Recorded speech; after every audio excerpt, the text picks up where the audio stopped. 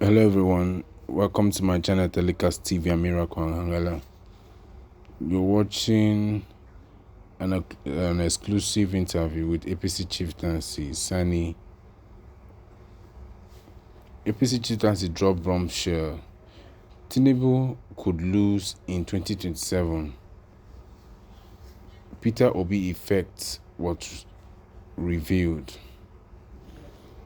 In this exclusive interview, APC Chieftain Sani breaks down how the 2023 election quietly set the stage for a political earthquake in 2027 and why President Bola Ahmed Tinubu may face a shocking outcome. He reviewed how Peter Obi embarrassed Tinubu in Lagos, how the Labour Party, without structure, shook the system nationwide, and why the internal crisis within the APC could cost Tinubu key strongholds in the next election. Now, share your thoughts about this. Endeavor to drop your opinion. Endeavor to watch this video to the end. Don't forget to subscribe. Please subscribe. Don't miss trending videos. Sani Shinkafi. All right, do you believe 2027 elections will be genuinely competitive, given that almost all the governors and state structures have collapsed into the APC? When I had many governors have been defected, or members of the parliament have been defected to APC, I look at it, my own opinion, as a political nomadism. And also at the same time, I look at it as immaterial. They are wasting their time. Because if you review the election of 2015 and 2023, you come to believe with me that there's no point for this unnecessary political defection. Because Peter Obi was in Abga to us. In 2003, when Peter Obi ran election with Mbanuji and Ngige, Abga doesn't have structure in Anambra State. But going by the election result, we have exhibited at the Election Petition Tribunal, Abga won about 17 local government out of 21 local government in Anambra State. On the genuine election result we have exhibited before the Election Petition Tribunal, he doesn't have any structure. We don't have structure. And in 2023, Peter Obi defected from PDP to Labour Party. Labour Party doesn't have one councillor, talkless of member House Assembly or National Assembly or governor or president. But he was able to defeat Tinubu in his own home state, in Lagos State. He was able to defeat the Director General of the Tinubu campaign organization, Simon Lalong, in Plateau State. And Labour was able to defeat the national chairman of APC, Abdullahi Adamu, who was 2 times governor of Nasarawa State, a senator, a sitting national chairman, defeated in his doorstep. Come to the seat of power and defeat APC and PDP in Abuja. All the southeast, where APC has a governor, David Omahi, has a Almighty Hope Ozidima, have Abia State, where they have Ojus Okalu, and many others. He defeated all the 5 southeastern states, and he came to the south, defeated Delta, a vice president to Atiku Abubakar, Okowa. Labour won. Almighty Adas Oshomole was defeated in Edo State, a former national chairman of a party, a state senator. You understand? So the experiment is there. Mr. President and the APC, nobody should deceive them. They should go back to the drawing board, Take the result of 2015 election, where Buhari defeated an incumbent governor, incumbent president, with all governors, more than 26 governors, on the fall of PDP. All the senators, most of the senators are in the PDP. Buhari hands down defeated Jonathan. Atiku, who has been running for president about 4 times. Now, if you run for president now 5 times, you understand? Shared states with Peter Obi, 12 states. Peter Obi has 12 states, Tinubu has 12 states, and Atiku has 12 states. If not because of Northwest, where I come from, Tinubu could have not become even a candidate of APC. He could have not even become a president. Because during the presidential primaries, El-Rufai, Ganduje, Badaru, Matawale, and this guy from El-Rufai, many of them, and what do you call him? Bagudu. Bagudu was the chairman of the National Convention Planning Committee. It was Northwest who gave Tinubu majority lawful vote to be declared as a candidate of APC. All the delegates of the Northeast voted for Ahmed Lawal. Most of the delegates from North Central voted for Yahya Bello. Most of the delegates from the Southeast voted for David Omahi and Rochas. And the South-South, they voted for Rotimi Amechi. The delegate, they vote for Southwest. The delegate, because I was there, the delegate for Southwest, the vote was splitted between Kayode Payomi, between former Vice President Osibanjo and Tinubu. So the most of the votes, these governors from the Northwest, we will have only one aspirant, Ahmed Sani Bakura. He got only 2 votes from Northwest. You understand? So in the main election, the general election, presidential election, also Northwest gave Tinubu more than 2.8 million votes. In the Northwest, with all El-Rufai, I took one and defeated El-Rufai there. PDP won Katsina State. PDP won Sokoto State. PDP won Kebbi State. You understand? And NMPP won Kano State. So what I'm advising Mr. President, as a political observer, as a member of APC, he should be very careful with this issue of defection. Mr. President should come back and took his campaign promises and organize a think tank who will advise him how to reach out to the grassroots. Because the election which will take place in 2027, it is political parties versus masses of Nigeria. So the downtrodden masses will decide. And with this issue of a real-time transmission, if it has come to if the National Assembly have passed the bill, it will be very difficult for any political party to rig election. So you support it? I support it 100% because I'm an advocate for change. And also I want a transparent election, transparent and credible election to be conducted in Nigeria. When you have voted leaders through genuine ballot box, then they will now also must sure that they represent the will of the people.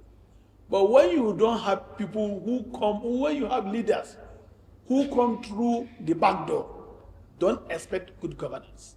So this real-time transmission of result, every respected Nigerian, every responsible Nigerian who is wishing the country well will want this real-time transmission of election results. You know, in the last election, 2023, Supreme Court have made it clear, and even in the Court of Appeal, that array is unknown to the law. Even that BBAS is unknown to the law. Because for you to prove the accreditation of voters using that BBAS, it has to go along with the manual register. If you want to prove it beyond the reasonable doubt before the court of law, you have to prove it along with the manual register. So that manual register, is a manual, they can easily manipulate it.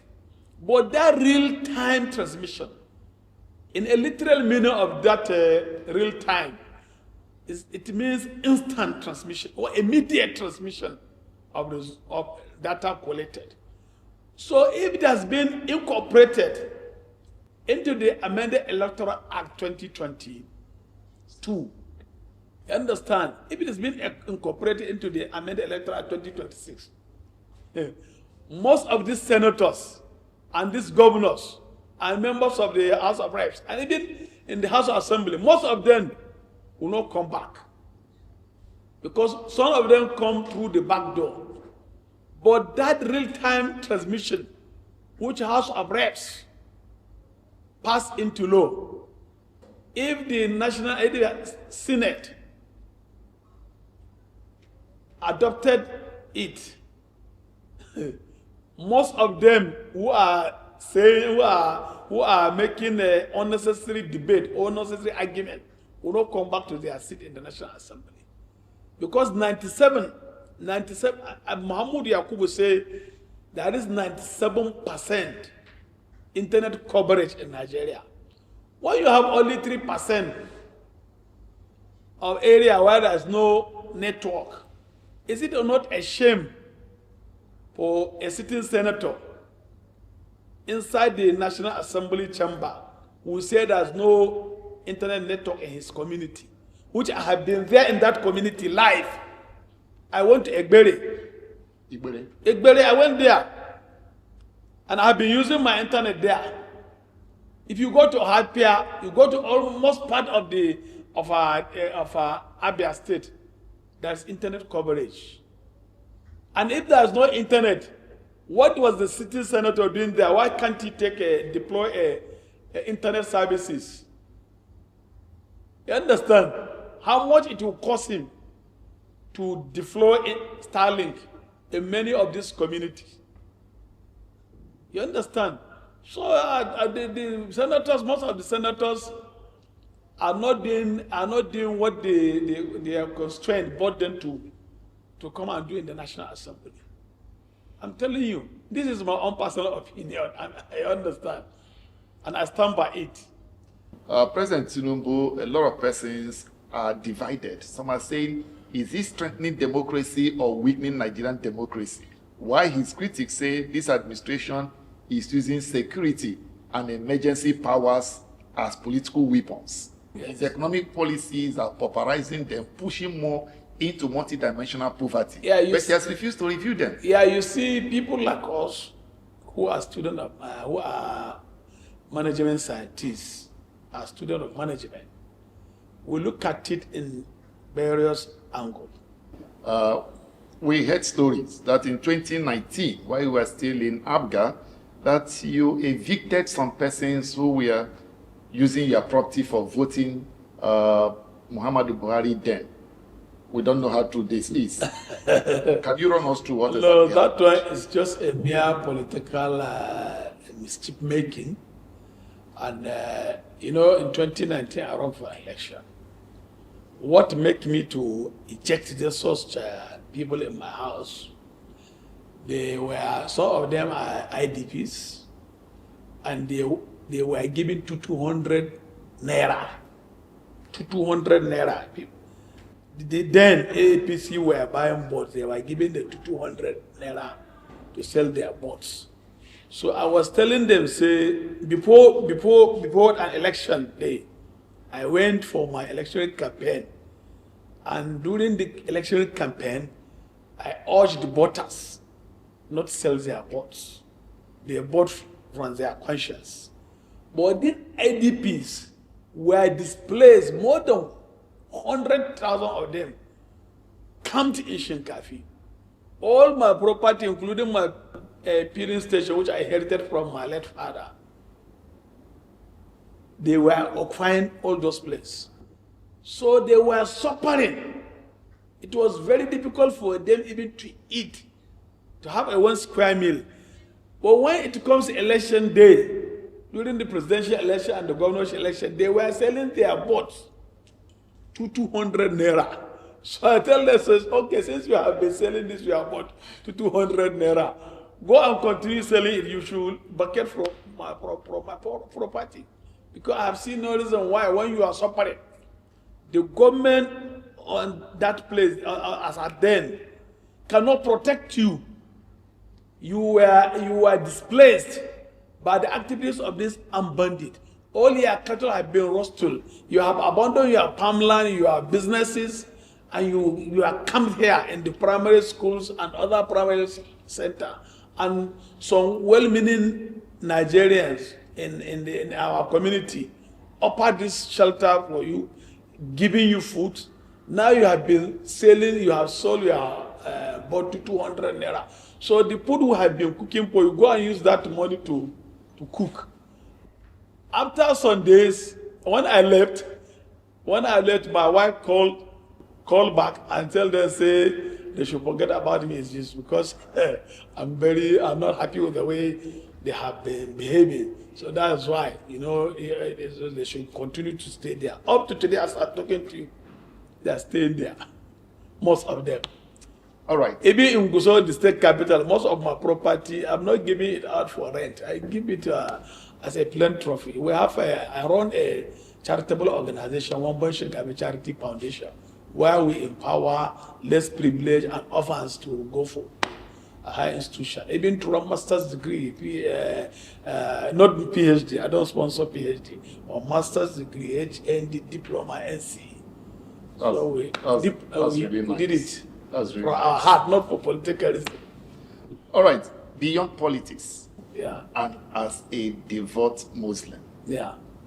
if we look at the economic indicators and security data since 2023 to date, do you think this administration deserves to be given a second chance?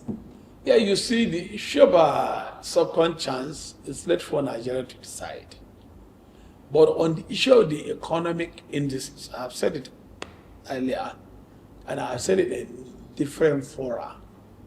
It is not too late for Mr. President to assemble some economic expert, a think tank, to advise him on how to review the economic policy.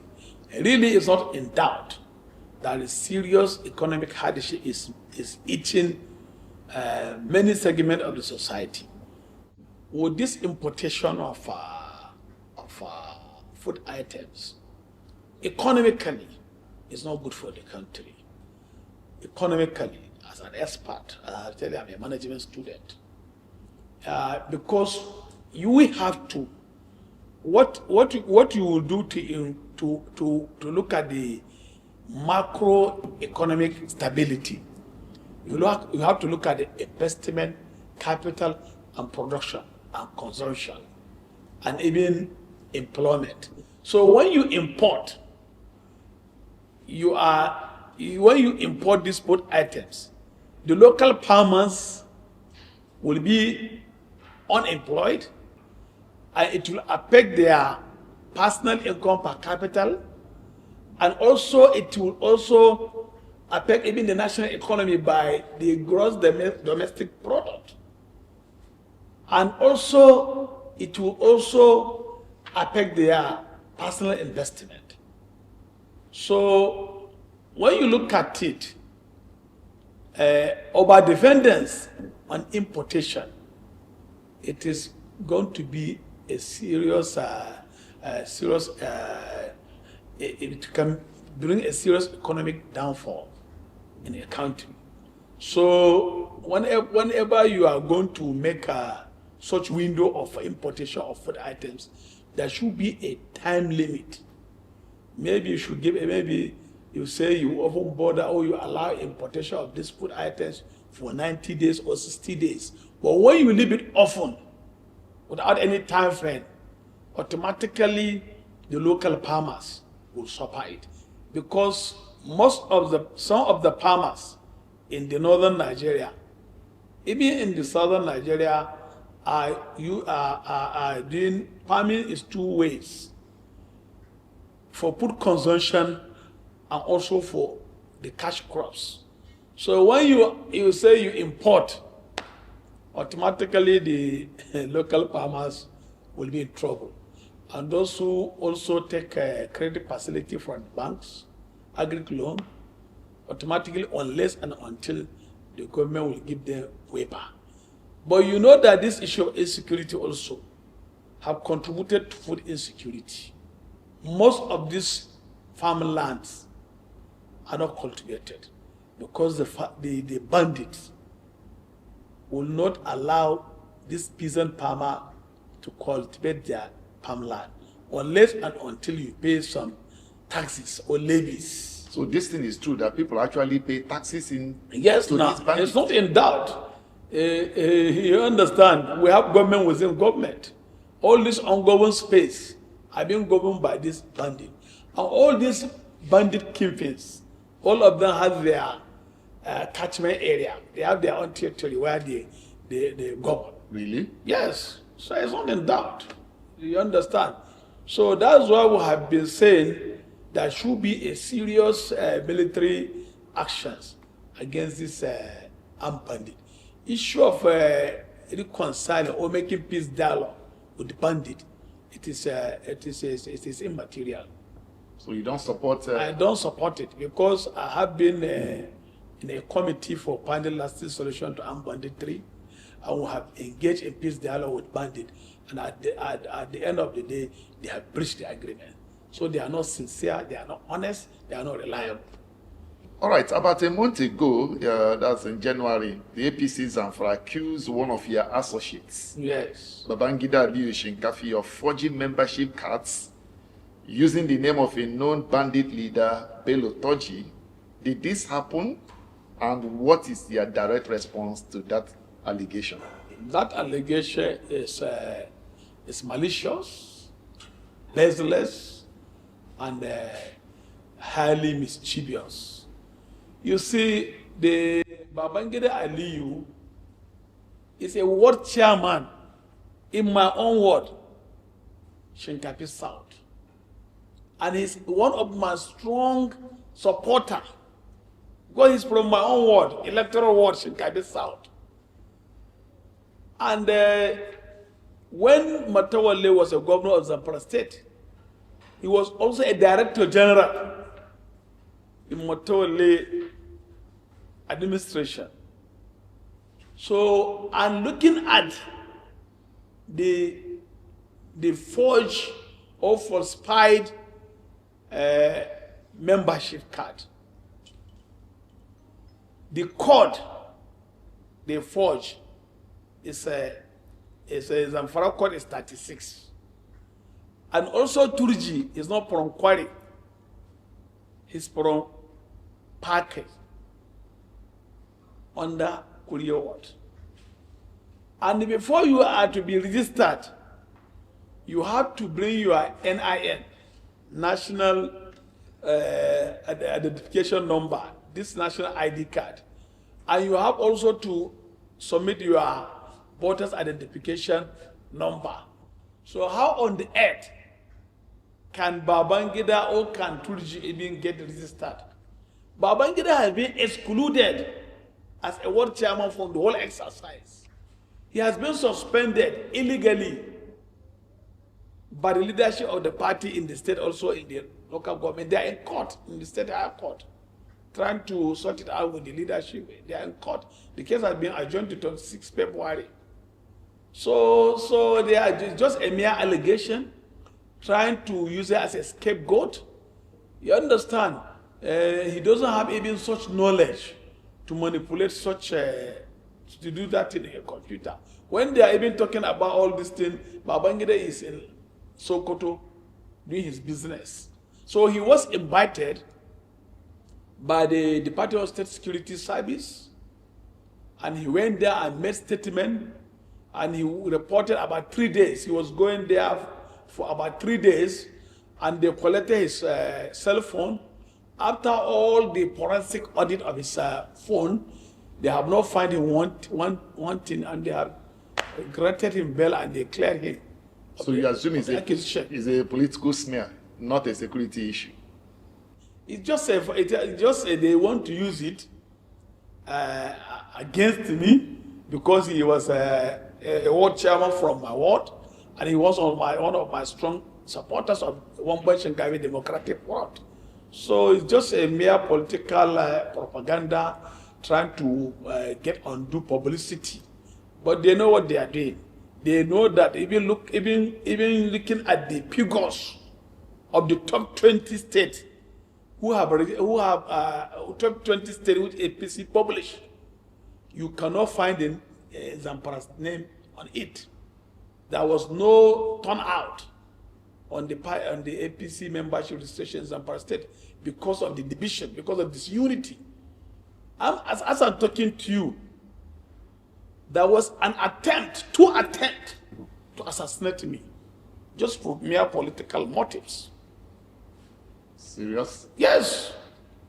So I went to the mosque to observe Friday prayer in Zamfara State, December 2024. 2024, I was attacked by a group of political talks sponsored. They were carrying all kinds of weapons. And I reported this matter to the Commissioner of Police in Zamfara and the Department of State Security Service. Up to today, I have not taken action. It was just last week. The Office of Inspector General of Police referred back the case to the State Command to make a comment, and they have started making arrests for more than 1 year, 2 months. And in August last year, I was coming back from mosque again. A vehicle, Prado Jeep, with well-armed men with their guns, covered their plate number, dress book, all black, put mats, blocked me on the road. And we narrowly escaped and addressed press on what is going on this situation. So this is situation. A lot of people have been illegally arrested under the directives of this Minister of State. They were illegally arrested, detained, taken to court. Are you sure about the allegation? I'm sure of that. I'm sure of that. There are evidences. I have evidences to prove, because these people were still alive. Rabiu Ahmed Zulmi is still alive, Boga, and Yahya Abubakar was bundled, illegally arrested, detained for many days. This Rabiu Boga was arrested, intimidated, taken to prison, and the court have not found him wanting and discharged him. He was taken to prison for 23 days, and he's a strong APC member from Zulmi local government. How do you expect this person to go and fight for APC during the election period? Why do you think you are a threat to the Minister of State Defense? He's in good position to say it. He knows my capacity. He knows my capability. He knows who I am politically. You know yourself. You know who I am politically. So I have been in this game for many decades. And I have supporters across the 14 local government, across 147 wards. I'm an advocate of going against him to run for governorship in 2027. Does he intend to run for? He wants to run for an election, and I have seen no reason why he wants to run. He just wants to be an anointed candidate of APC without going through normal democratic process. And even if you want to run, he has the constitutional right to run. But in 1999, to 2007, Ahmed Sani Eriman Bakura was governor for 8 years. From 2011 to 2019, Abdulaziz Yari was a governor for 8 years. Bello Matola is a governor for 4 years, and also former governor of Sokoto State, Sokoto State, and former Minister of Works, State for Works, Malaya Abdul Karim, was a governor. They are all from the same senatorial district, the same one local government. All the Mafara local government. Abdulaziz Yari is from Mafara, all the Mafara. Malaya Abdul Karim is from all the Mafara. Matol is from all the Mafara. Yerima is from all the Mafara. And from 1999, they were in government house for 20 years from one zone, and we have 3 zones. The other 2 zones have not produced. No, the northern zone where I come from, Mahmoud Ali Shinkafi was a governor for 4 years, and Abdulaziz Yari defeated him in 2011 and took over. So in now the central is serving 1 term. Dawda Lawal is from Central. Central have never take a shot in the governorship of Zamfara State. So this is the first time for somebody from Central Zone has become governor. And him from the Western Zone, after they spent 20 years, apart from Malaya, who was a governor in Sokoto State, from the same one local government, he want to come back. When we have professors in our zones, when we have PhD holders, I'm a PhD holder. And when he is not educationally even qualified, somebody having a minimum qualification of not even secondary school, SAT. Do you see his candidacy as a plus for APC, or you think that his candidacy will mess up APC? It will be if he become a governorship candidate in 2027, before 12 p.m., the incumbent governor will defeat him. Somebody who was a governor of a state, he has funds, he's in the ruling party, APC, and somebody who is a freelancer, a beginner, though that has never been in politics. He has been in the private sector as a banker. He was in APC, defected to PDP. Less than 6 months or 3 months before election, he defected to PDP and won primary in PDP, and came and defeated a sitting governor. When you have Almighty Abdulaziz Yari, Yerima, Mahmoud Ali Shinkafi, former ministers, former ambassador, somebody like me, who command respect in all the 40 local government, and he came from nowhere and defeated us, hands down. Wobbly, he defeated him, and now you want to go back and run for what? When you are a governor, sitting governor, with all the machineries of government at your disposal, with all Almighty Abdulaziz, everybody know the political how Abdulaziz command respect in the northern Nigeria politically, but with all Almighty Abdulaziz Yari, who contested the seat of Senate President in the history of Nigeria, which is one of the hottest contests in 2023, and Dawda Lawal defeated us. And now, what will he want to do or go and do? After all what even Dawda is doing. Insecurity in the north, people say, have gone far too long. And the question is it a failure of leadership? Yeah, it's a failure of leadership. Not only on the part of the state governors, but even on the part of the federal government. Looking at the time of how the issue of insurgency started in the Northeast in 2009, almost 17 years now. A huge amount of money have been appropriated on the issue of national security and defense on the fiscal budget annually. Up to today, it has not changed the narratives. If you look at what is happening also in the Northwest, North Central, armed banditry come to existence around 2011 to date. Almost 15 years, and still persistently continuous on daily basis, and it has overspilled almost 5 states in the northwest. Only Kano, even Kano, only Jigawa, there was no reported cases of armed banditry. But Kano, in Shanono local government, other local government that share boundary with Katsina State, it have escalated to such local government. So on the part of the state government and also on the part of the federal government, there is no political will to curtail the situation once and for all. All right, let's look at the argument that the northern governors, are they doing enough, or they are hiding behind religion and not facing the real monster? Yeah, you see, the issue of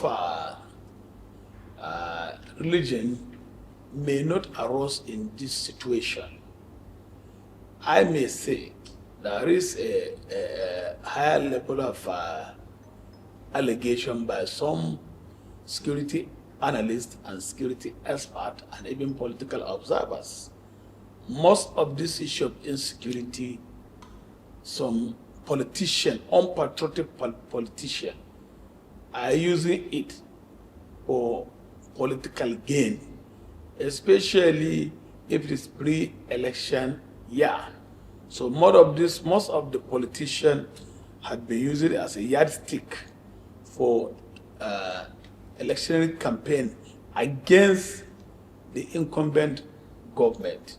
If I take you back to 2015, Buhari and even this Tinubu used insecurity in 2015 against Goodluck Ebele Jonathan. That is the major campaign weapons which was used against unseating Goodluck Ebele Jonathan in 2015. And in 2023, in Zamfara State, the issue of insecurity played the major component in defeating Bello Matole by Dr. Bella Dauda Lawal in 2023. So both the state governors and the federal government are not doing the needful, and there's no much political will to curtail the situations. All right, there are accusations that northern elites, including people like you, are partly responsible for where the region is today, both economically and otherwise. What do you say to this? Yeah, you see, most of the problem we're having with these governors since the advent of democracy in 1999, there is no commitment by the northern elite to develop the region. We have abundant arable land which you can use for agriculture, and it was left uncultivated. We have abundant solid minerals which we can also develop to create wealth, to create employment, and also to fight poverty. But it was left underdeveloped, unutilized. And if you use the renewable energy, we have abundant sunlight we can use to even also develop the sector by using it for electricity supply, and also to use it in the smaller and medium industries. But because of bad governance, corruption, and the region still remain underdeveloped. And all this issue of insecurity, poverty, out of school children, because of bad governance, there is no commitment. Most of these governors, they are not patriotic, and they are not having the people they are leading at heart. and they lead without fear of God. All this money being appropriated from the federation account, most of the governors are not using the funds to develop their states, but most of these governors are diverting the money, supporting the money for personal enrichment. That's why you see most of these governors have a lot of baggages, either in EFCC or ICPC.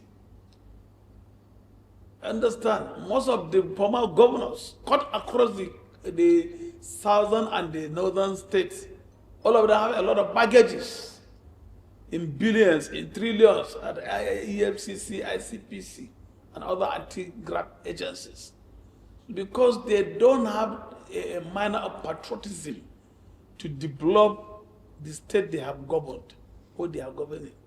So all this issue of insecurity, when you apply homegrown solution and you address the root causes of this insecurity, I think this will be a thing of the past. You have consistently accused the Minister of State for Defense, Bello Matawalle, of playing divisive politics, which cost the APC the 2023 elections. Yeah. Can you run us through specifics of the kind of divisive politics he played that led to that defeat? Yeah, I still maintain that stand, and I will never shift my ground, because I have every reason to say it. He is the brain behind